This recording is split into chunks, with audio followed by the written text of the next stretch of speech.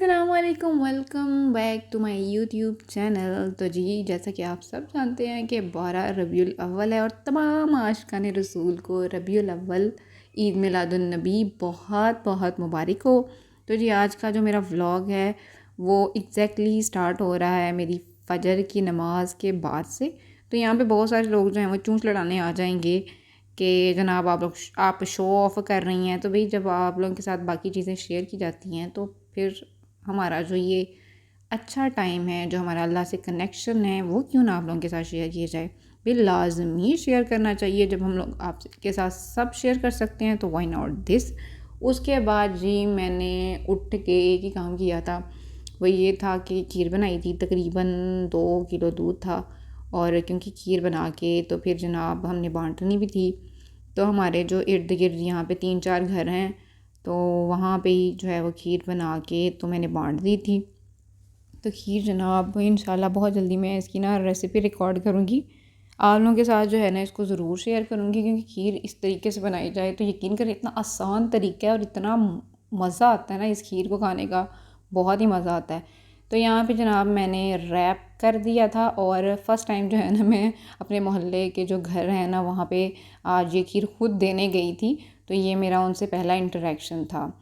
तो उसके बाद जी, ये मेरा सबसे सैड मोमेंट है कि हमारे जो चावल हैं वो ख़त्म हो गए हैं।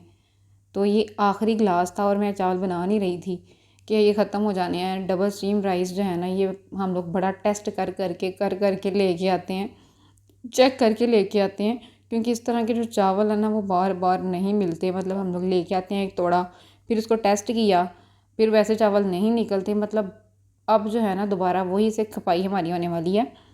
तो यहाँ पे जनाब मैं फुल्ली जो है वो रेडी हो चुकी थी। और यहाँ पे जनाब ये होममेड गजरा है।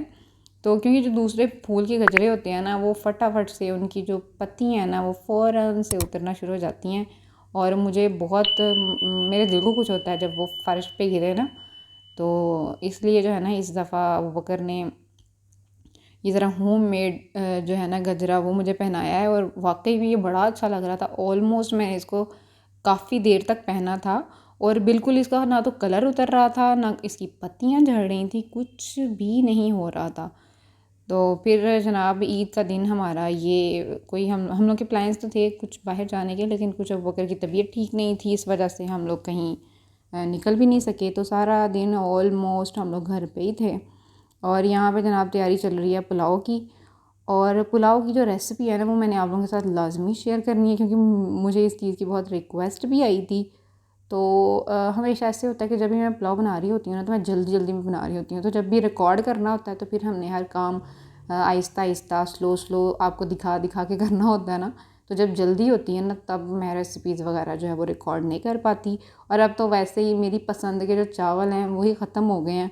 तो अब जब आएंगे मेरी पसंद के तो तब मैं बनाऊंगी तो आप लोगों के साथ लाजमी शेयर करूंगी। तो ये जो चावल है मुझे इसलिए बड़े पसंद है क्योंकि इन चावलों की जो लेंथ है ना वो बड़े मज़े की निकलती है। मतलब ये देखें चावल की लेंथ देखिए, इतना लंबा लंबा ये चावल होता है और इसका टेस्ट भी यकीन करे बहुत अच्छा होता है। इसीलिए तो मैं फ़ैन हूँ स्टीम्ड राइस की। तो उसके बाद जनाब ये मेरी अम्मी के घर ये बाहर जो है ना ये एलईडीज़ से जो है वो लाइटिंग की हुई थी और मुझे ये बड़ी अच्छी लग रही थी। मतलब ये बहुत अच्छा कॉन्सेप्ट है। और मेरे कज़न का ही है घर, तो उन्होंने ये जो है वो स्ट्रीट के अंदर ही एलईडी करवाई हुई थी लाइटिंग। और ये इतनी अट्रैक्ट कर रही थी, यकीन करें मुझे बहुत प्यारी लग रही थी। मतलब ये बहुत सही कॉन्सेप्ट है और वो तकरीबन हर साल इसी तरह से करते हैं।